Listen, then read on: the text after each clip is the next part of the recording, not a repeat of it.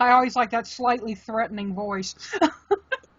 Everybody, I'm Arwen of Tarot by Arwen, and this is Jeffrey Donato? Donato. Donato.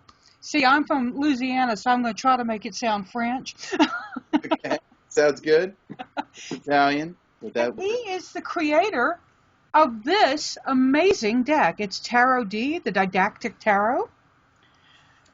So, let's get started. If you would just tell people just a little bit about your background, who are you and why tarot?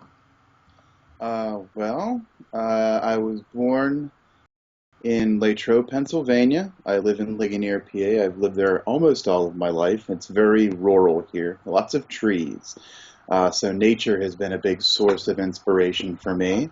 I've always been interested in art, symbolism as well. Some of my favorite art is like Proto-Renaissance art. There's tons of symbolism in there, like tapestries and all kinds of stuff like that. And that really inspired me to go deeper and learn more about symbolism. And when you start learning about symbolism, you inevitably end up with the tarot. And from there, it just kept going. Okay, and you're an educated man. I mean, wasn't this tarot project part of an education piece? It was. It was the main focus of my master's degree that I did at the Goddard College in Vermont. It was all the artwork and the writing and the research and everything. It started before that, but that's where it all kind of came together for me. Now, did you find any pushback from your advisors on that when you presented this? I mean, did they say, whoa, tarot, or were they into it? No, very, very liberal group of people, all very, open-minded and very interested. In fact, tarot was a byword there. A lot of people knew a lot about it. So, awesome. Yeah, of course, tarot. Why not? And Schiffer did publish the show. I did a review on this deck. I'll link that, but they've got the awesome Schiffer boxes. I think they do the best boxes out there. So, they did a great job. How it turned out, better than I would have imagined. Excuse me, I have a cat who likes to come get involved. Jeffrey, tell us who or what is your creative muse? I know you talked a little bit about nature. Is that it, or how do you define muse and how do you see muse? Nature's definitely a big one, for sure. I love it. It's like it's my centering point. But really, I find inspiration in everything, even the most simple, mundane things. And I think that's what artists do. They sort of see the unnatural and the supernatural in what is, every day. So it doesn't. I can pick it up any day, anything, anytime. Doesn't matter where I'm at. It could just hit me. So kind of tough to pin down. Very good. Now, I have a personal question. Is this a person that you see in the mirror every day? Yes. Me. Can't you tell? I looked at that, and then I looked at your picture just now, because I've never seen a picture of you, right? I've never done I'm really bad. I just sit down and I ask the same questions to everybody, and I don't really research people. So, I don't know how to pronounce their last name. Worst interviewer in the world. But I looked at this picture and looked at you and went, huh. A double take, yeah. Yeah, it's very good. And the Didactic Tarot, y'all, the review I did is a mixed review, because some of it really hit me and some of it was because I'm kind of a fluffy girl. I like, unicorns and fairies. And there's like this too. And there's an extra, I don't know if I would call it a suit or a portion. How do you refer to that extra piece in your tarot? I guess it's a suit. Yeah, it's definitely additional. It's definitely not mandatory. It can be removed if you don't want to use it. I've heard some people refer to it as dark and sort of negative. There was another term. I'm trying to remember what it was from a review. Something about laughing weasels or laughing squirrels or something like that. They're all there to sort of point at you and say, "Ha ha, you fell into a trap" or something like that. But I didn't see them that way. I saw them as something that had been missing from the tarot, which was cards that combine elements and show the interaction between them, or the tension that exists between them. So, I mean, that happens, of course, within reading. You see different suits and they're interacting, but I thought it would be interesting to do cards that actually had that conflict within them. So that's where that comes from. So yeah, I would call it a suit. It's very intriguing. I mean, I like it. Now, did you do it, but do you work with elemental dignities? Is that part of what came into that when you talked about the tensions? That's what made me think of that. Yeah, definitely. It's really everything in this is based in the prime elements. That's where it started. Because I'm very systematic about things. And like I said, I started coming at this from a symbolic angle. So it was all very academic to start, and then the intuitive stuff sort of started to come out of it after that. Um, so yeah, it's definitely from an elemental standpoint. Very cool. Now, do you have a certain ritual before you begin working? And somebody called me on the word ritual recently. They said, I don't do magic. I said, no, not, I mean, like specific steps, or do you get into a space? How do you start working when you're doing your artwork or your writing? Because you do both. I mean, you're the multifaceted guy. Oh, thank you for saying so. Um, I don't have a ritual right now. I think ritual is born out of the ritual itself. It happens because you're doing something repetitive and then you realize you've kind of slumped into one. I did have one for the Tarot D when I was creating it, because I would work from anywhere from, 8 to 12 hours at a time on some of these cards. Yeah. And it became very ritualistic. I would stay up in the wee hours. I would be up real late at night. I'd have my window open. I could smell the fresh air coming in. I'd have late night TV on in the background. I'd usually watch like Three's Company or something like that to keep my brain going. Um, yeah, I mean, I think ritual, like you said, it's definitely not necessarily magic. It's a repetitive act that brings about this sort of this space that doesn't have ego. You just sort of everything goes away and you get very centered and focused. It's meditative. So right now, no, but I'm sure I will in the future have another. One. And I was going to ask what size you painted your cards in, and I think I'm seeing a hint behind you. They were 15 by 20, actually. So they're significantly larger than the cards themselves, despite the large size of the cards. Much bigger than that. And the cards, I don't find, I've got large hands for a woman though, so I don't find these cards terribly difficult for me. Shuffling, yeah, but I'm a side shuffler. So, and what did I pick up? I'm not even looking at it right. Oh, looks like I picked up the Alchemist, but I don't know because y'all, there's no numbers and things on certain cards, so you kind of have to work with it. Tell me which card I have. That's the Alchemist. Okay. So you can see all that, even if you don't have the numbers or whatever, if you need numbers and words, you can still pick up on things. If you look at cards, you can figure things out. It almost looks to me like Odin, because he's got an eye patch, he's got braids coming down. It just feels like Odin as an alchemist to me, and eye patch and braids are what are doing it for me. Was it Odin that you had that thought of, or does it just turn out like that? I'm sure at some point it crossed my mind. Every one of those cards has so much in it that, at any given time, it probably was there somewhere. I do love Norse mythology, so.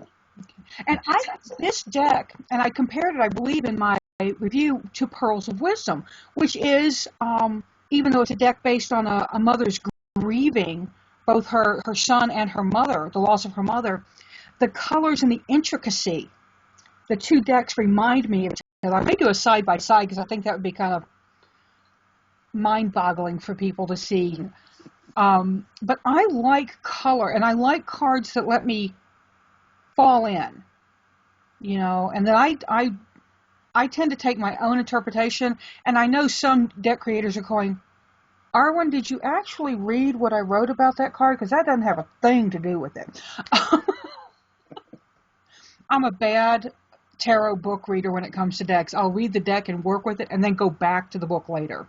I think that's what you should do. Like, honestly, that's my philosophy. And I tell people that when anybody's asked me to sort of, educate them about tarot, I say, well, first things first, throw out the little white book. We'll come back to it later.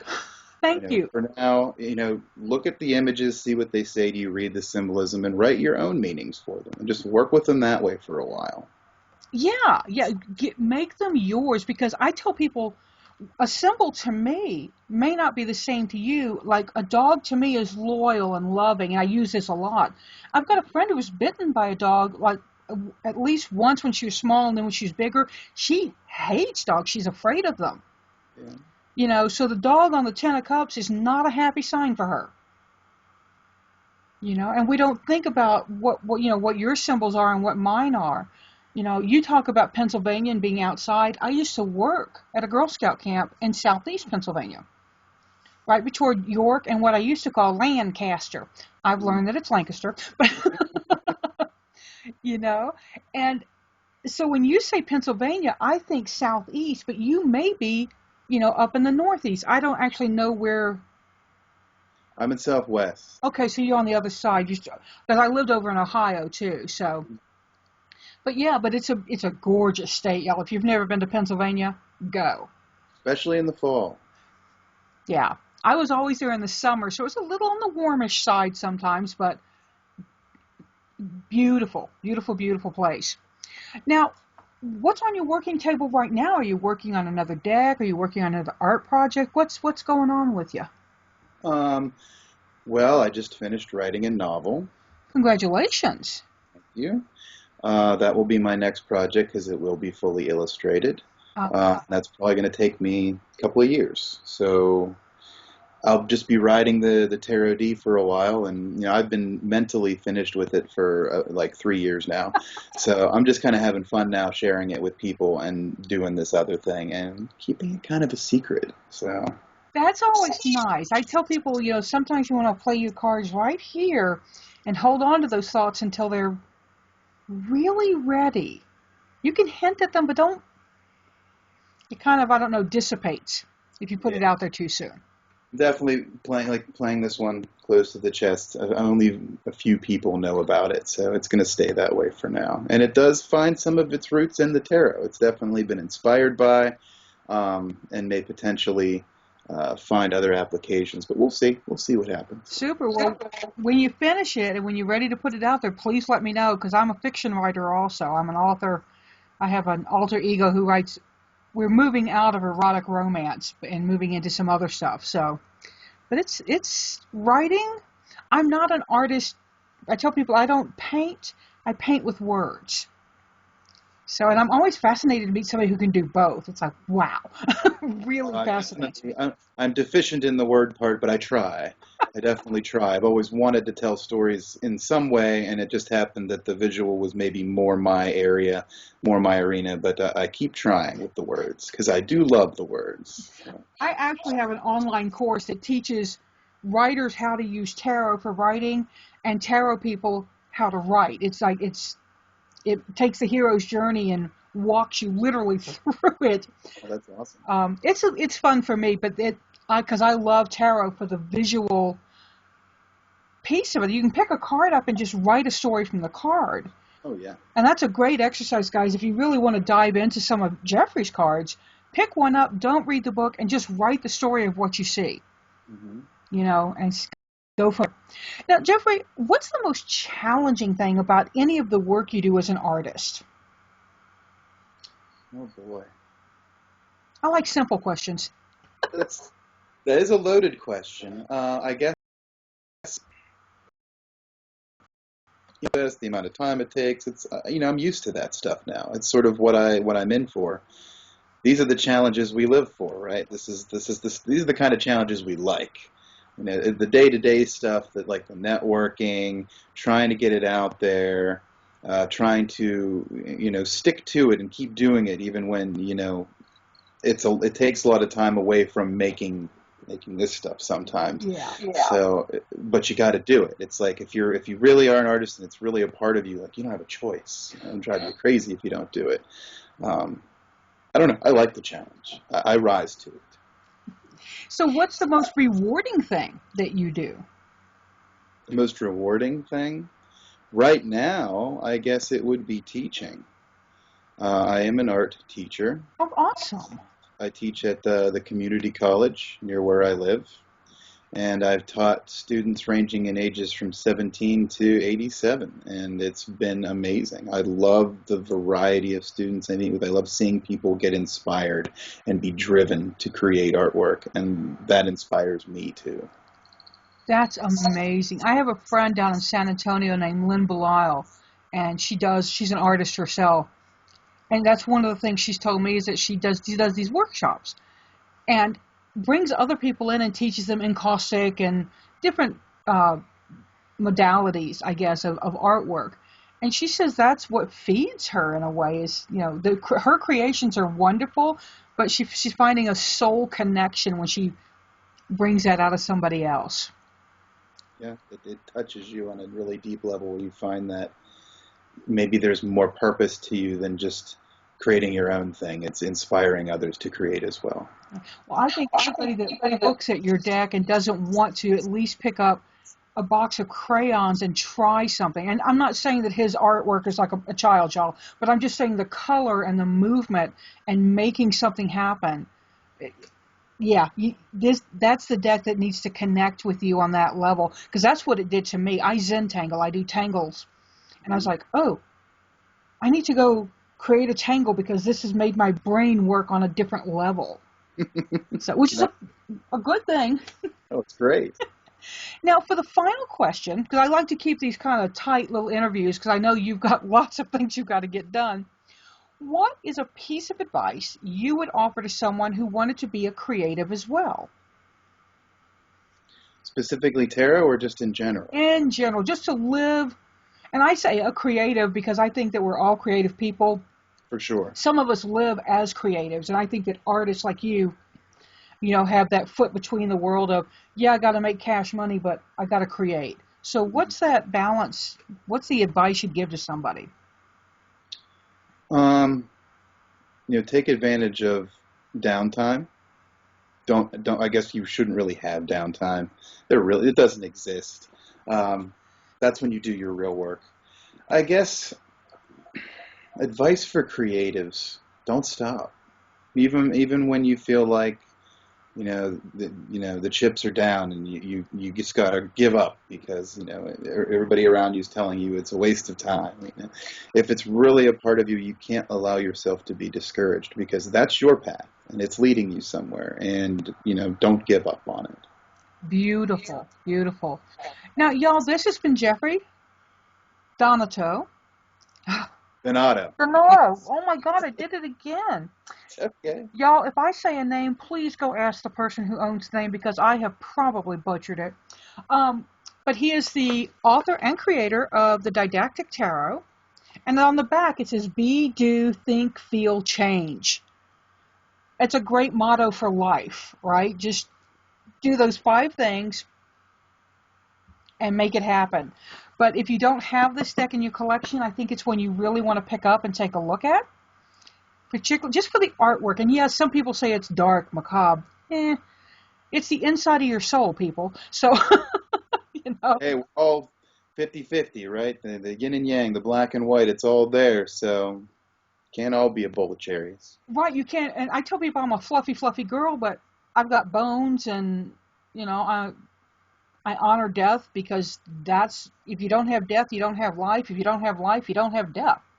That's right. So, got to have it all. But thank you very, very much for joining me today. I hope that your weather is good up there. We're just freezing down here in New Mexico. So It's beautiful here right now. Well, not quite as nice as it was yesterday, but I do plan on getting out for a little bit. But thank you very much. I really appreciate the opportunity to talk with you all when you're great.